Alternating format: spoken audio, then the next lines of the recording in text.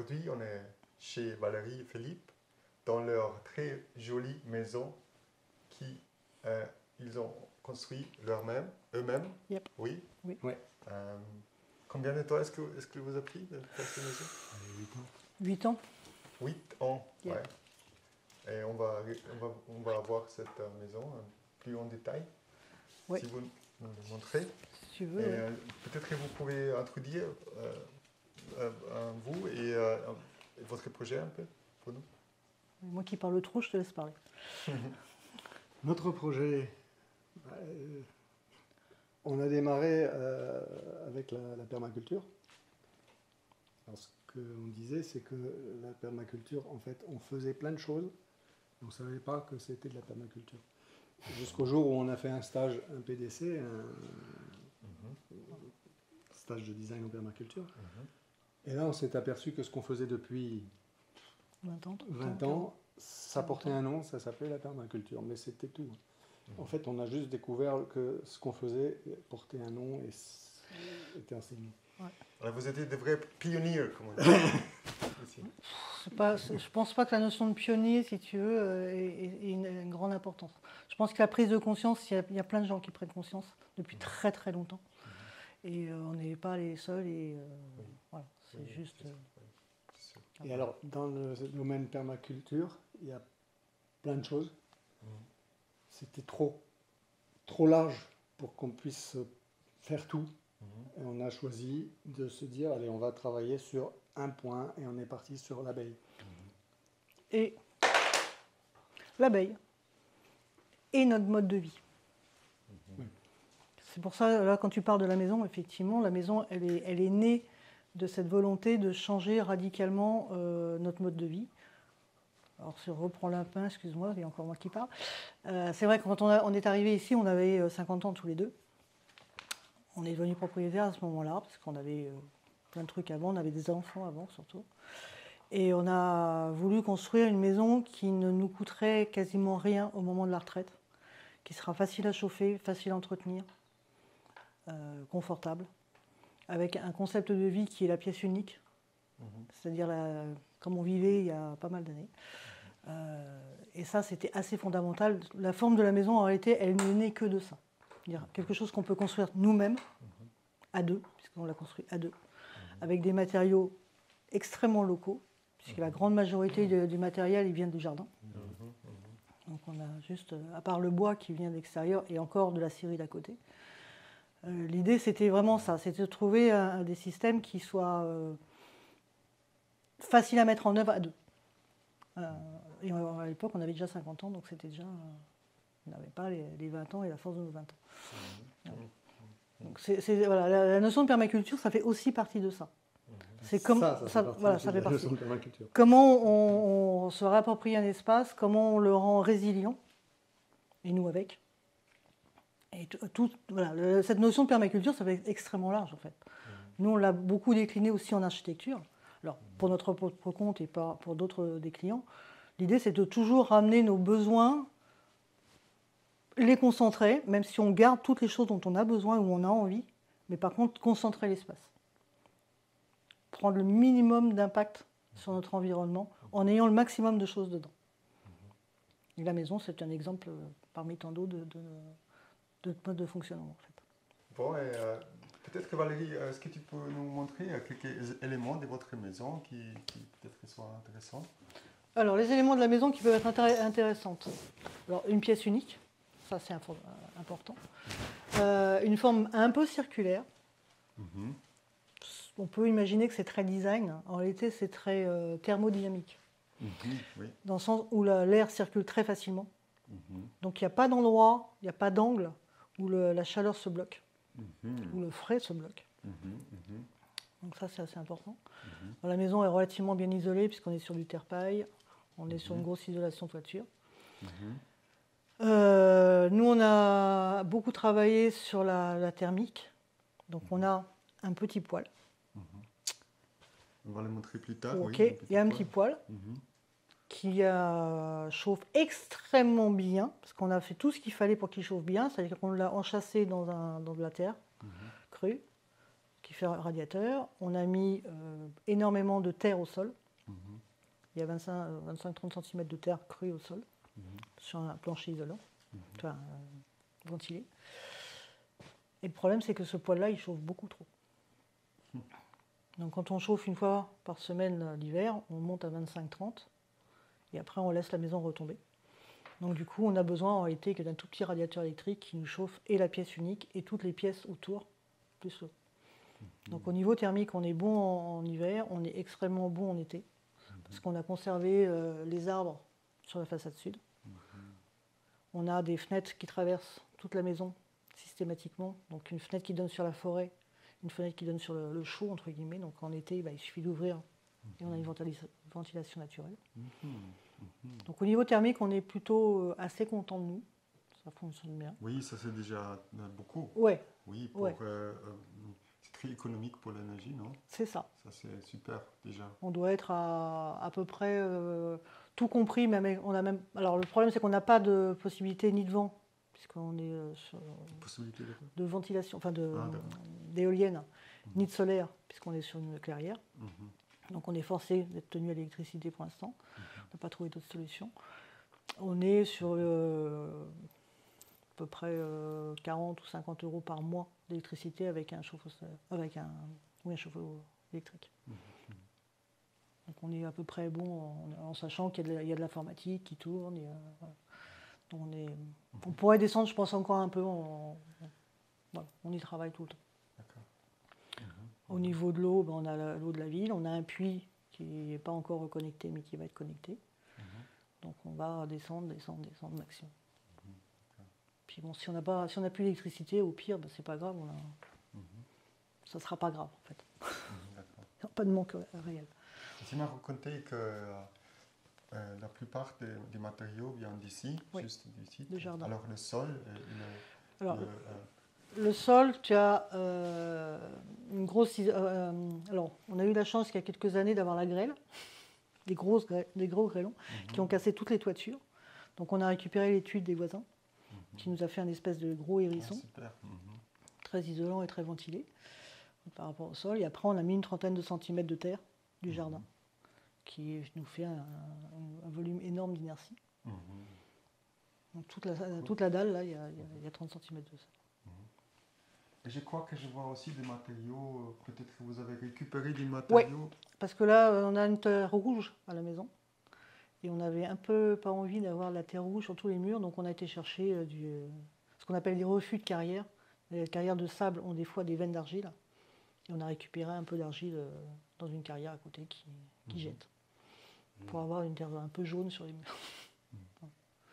Il y a aussi la verre, par exemple. Tous les verres ont été récupérés. Tous les vitrages ont été récupérés.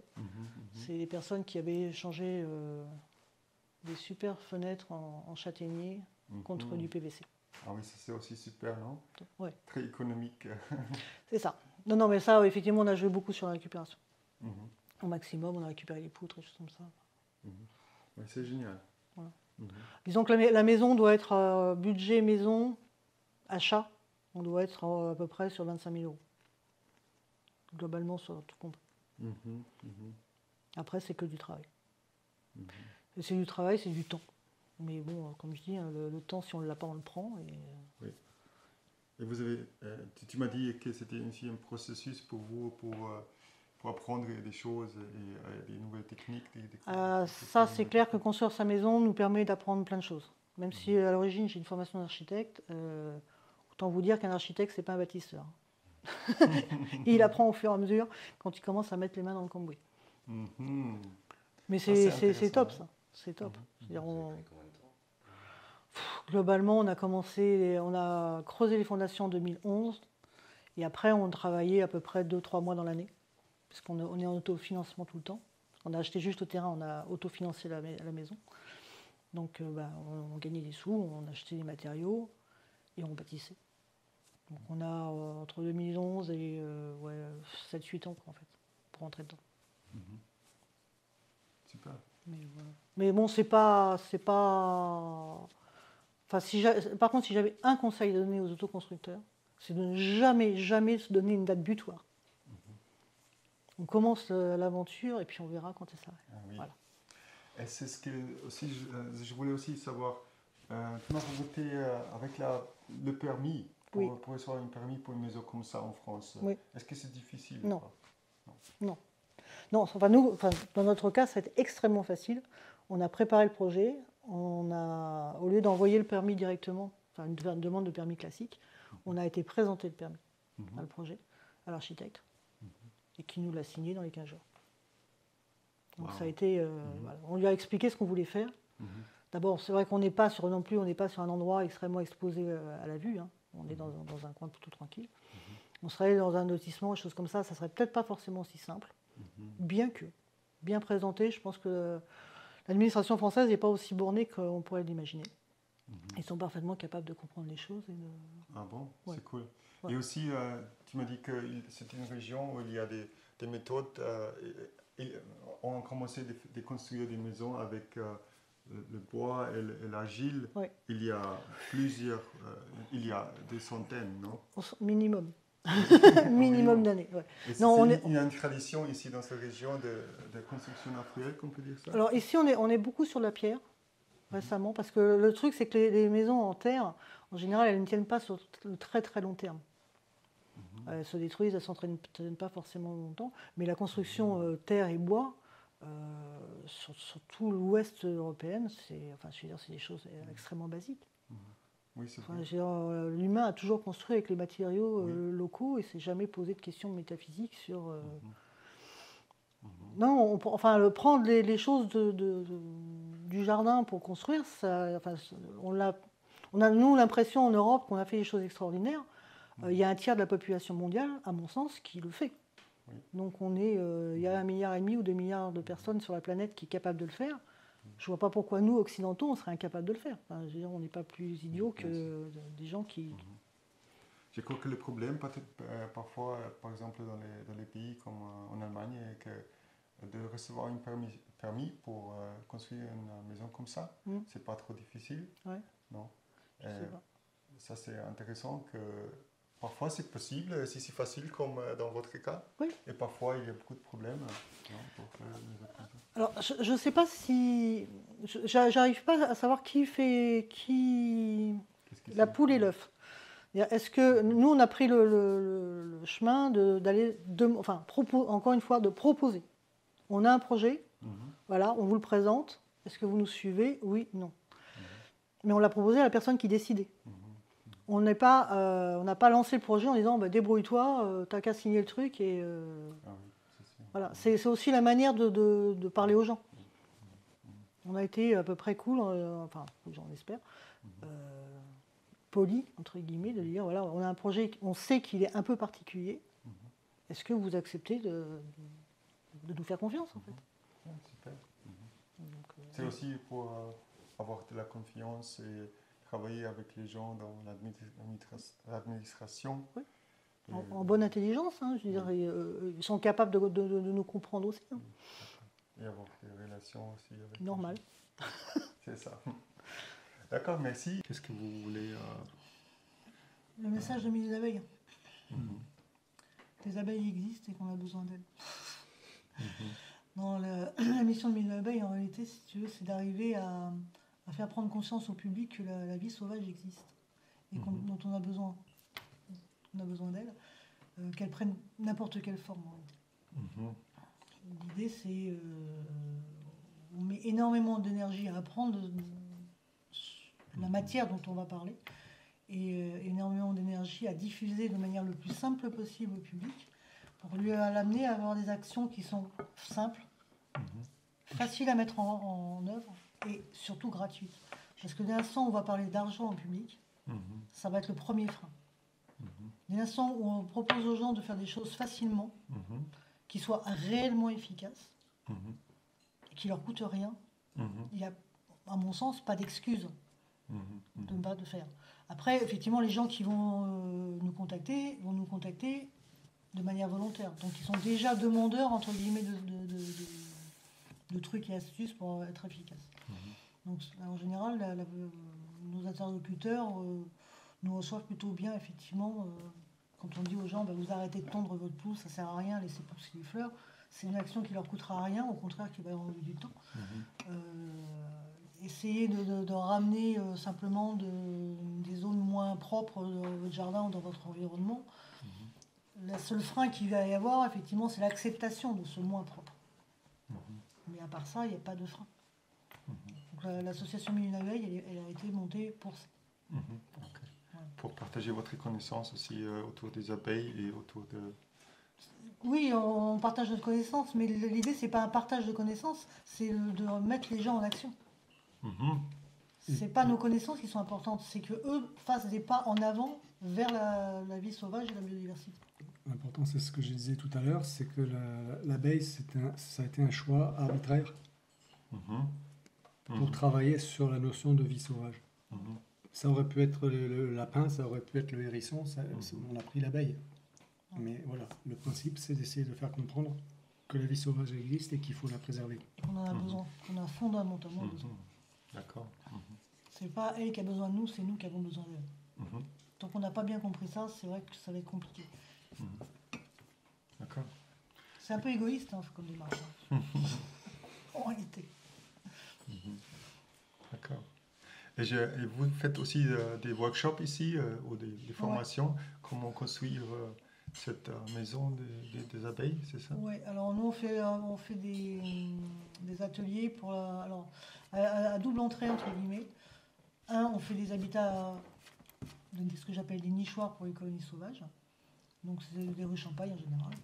Parce que ce que je disais tout à l'heure, ça me paraît un peu bête de couper des arbres pour faire des planches, pour faire des nichoirs, pour redonner de l'habitat à des arbres entre guillemets aux abeilles. Si on a coupé les arbres, c'était pas la peine d'en faire des planches. Autant leur laisser. Donc des instants où effectivement, je rigole, mais elles n'ont quand même pas d'habitat. Donc on essaye de trouver des solutions plus renouvelables. Et la paille, c'est assez génial parce que ça pousse vite. Et ça permet de stocker du carbone très facilement. Donc c'est un habitat qui peut être facilement isolé. Donc on fait fabriquer aux gens des nichoirs abeilles en paille, avec l'intérêt pour l'abeille, et aussi l'intérêt parce que c'est une technique de vannerie qui est extrêmement simple, mais par contre qui se perd. Donc il y a aussi un savoir qui est transmis sur une vannerie qui est facile à faire. D'accord. Voilà. Merci, super. Et alors, quelle est votre vision pour le futur? Yes. T'avais pas une autre question? Joker. Vision pour le futur. À quel terme? Court? Tout va bien. Long terme, j'en sais rien. Enfin, personnellement, je n'ai pas de vision pour le futur. L'idée, c'est de... La meilleure manière de marcher, c'est de mettre un pas devant l'autre. La meilleure manière de marcher, c'est de mettre un pas devant l'autre. Donc, pas après pas. D'accord. Si on regarde trop loin, on n'ira nulle part. Moi, je regarde le pas d'après. Je peux faire un pas de plus, je le fais. Je ne sais pas où ça va aller, mais j'avance. Voilà. Pour l'instant, je n'ai pas de vision sur le futur. Je n'ai pas de compétences, je ne veux pas savoir, en fait. Pour l'instant, on espère sur le futur, parce que si on n'espérait plus, on ne ferait plus. On ferait plus. Et on espère que les pas qu'on fait vont servir à quelque chose. Et on essaye de le faire à d'autres en même temps. Super. Est-ce qu'il y a encore quelque chose que vous voulez dire à notre audience? Non, merci de nous écouter. Et puis, faites un pas de plus vers l'avenir. Non, puis c'est super, quand même, c'est absolument super ce que vous faites. Merci. C'est hyper important, même si ça semble des fois un peu dérisoire de passer un petit peu de temps à parler de ce qu'on est les uns et les autres et de ce qu'on fait les uns et les autres. Mais je pense que c'est avec toutes les actions, effectivement, mises les unes à côté des autres. Chacun a son petit domaine de compétences. Exactement. Et en mettant plein de briques comme ça, on a des chances de pouvoir avoir au moins des bases sur lesquelles tout le monde peut s'appuyer pour avancer. Oui. Les expériences des uns peuvent pas forcément servir aux autres, mais au moins d'être un peu inspirantes. Nous, on peut l'être, mais d'autres l'ont été pour nous et le seront encore demain. Et ça, je pense que c'est assez fondamental, effectivement, qu'il y ait des gens qui collectent ces données-là et les mettre à la disposition de tout le monde. Ça, mon sens, c'est important. Exactement, oui. Je suis d'accord, totalement. Et merci à vous pour votre travail, très important. La parole tient pareil. Hein. C'est le même boulot, en fait. Hein. On essaie de communiquer avec le public. Hein. On fait exactement le même travail. On essaie de pousser la machine dans le même sens, apparemment. C'est ça. Super. Alors, merci et à bientôt. Merci, à bientôt. À bientôt.